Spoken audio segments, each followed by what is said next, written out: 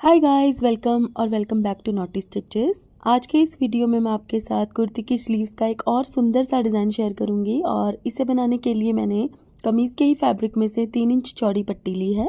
तो इस पट्टी को मैंने फ़ोल्ड करके पहले से ही प्रेस कर लिया था, तो मैं आपको दिखा देती हूँ कि किस तरीके से इसको फ़ोल्ड करना है। ये देखिए, फ़ोल्ड करने के बाद ये 1 इंच चौड़ी रह जाएगी और अब हमें एक जिगजैग वाली पट्टी रेडी करनी है इसको फ़ोल्ड करके। तो देखिए, कुछ इस तरह से हमें इसको मोड़ना है। ये देखिए, अब फोल्ड करते करते हम इसके सेंटर में एक कच्ची सिलाई लगा लेंगे और ये सिलाई हम डिज़ाइन पूरा होने के बाद निकाल देंगे। तो यहाँ पर आप ध्यान से देखिएगा कि मैं किस तरीके से इसको फोल्ड करके एक जिगजैग वाला पैटर्न बना रही हूँ। ये देखिए, तो मैंने पहले ही जिगजैग वाला पैटर्न बना के ना प्रेस कर लिया था ताकि इसको सिलते हुए फोल्ड करना इजी हो जाए। तो आप भी पहले ही पैटर्न बना के इसको प्रेस कर लीजिएगा ताकि इसके ऊपर अच्छे से क्रीज बन जाए और जब हम इस डिज़ाइन को बनाएं तो ये टेढ़ा मेढ़ा ना हो। तो देखिए, इस तरीके से मैंने ये जिगजैग वाला पैटर्न बना के एक कच्ची सिलाई लगा लिया बिल्कुल सेंटर में। अब कोई भी रफ पेपर ले लेना है हमें और इस पेपर के ऊपर हमें इस जिगजैग वाली पट्टी को रख के सिलाई लगानी है और सिलाई हमें इस पट्टी के किनारे पर बिल्कुल अच्छे से लगानी है, मतलब बारीक बखिए वाली सिलाई लगानी है हमें कुछ इस तरह से। ये देखिए, डिज़ाइन बनने के बाद हम नीचे वाला ये पेपर भी निकाल देंगे। बस डिज़ाइन बनने तक ये पेपर इस पट्टी को होल्ड करके रखेगा। तो देखिए, इस तरीके से हमें इसके चारों तरफ अच्छे से सिलाई लगानी है ताकि ये पट्टी डिज़ाइन बनाने के बाद खुले ना।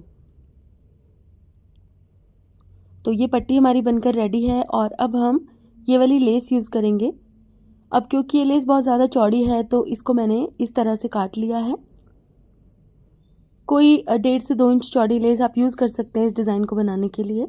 अब इस लेस को मैंने कट किया था तो इसके एजेस को मैंने बर्न कर दिया है ताकि इसके एक्स्ट्रा धागे जो हैं वो ना नज़र आए।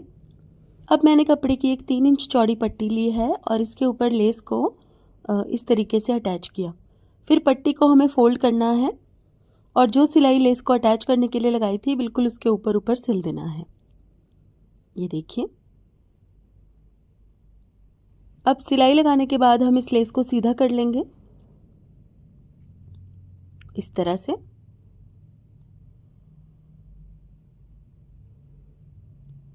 अब इस तरीके से जब हम पट्टी अटैच करेंगे ना तो पिछली तरफ भी कोई एक्स्ट्रा धागे या सिलाइयाँ नज़र नहीं आएंगी। बहुत ही फिनिशिंग के साथ इस तरह से पट्टी बनकर रेडी होती है।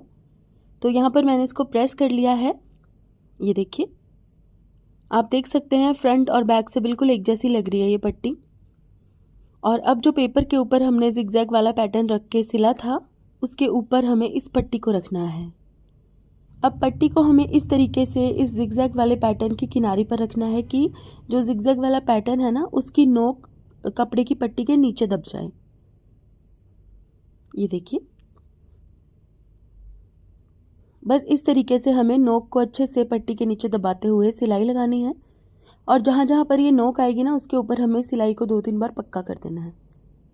अब कुर्ती की स्लीव्स वाला फैब्रिक भी हमें इस पट्टी की दूसरी किनारे पर अटैच कर देना है।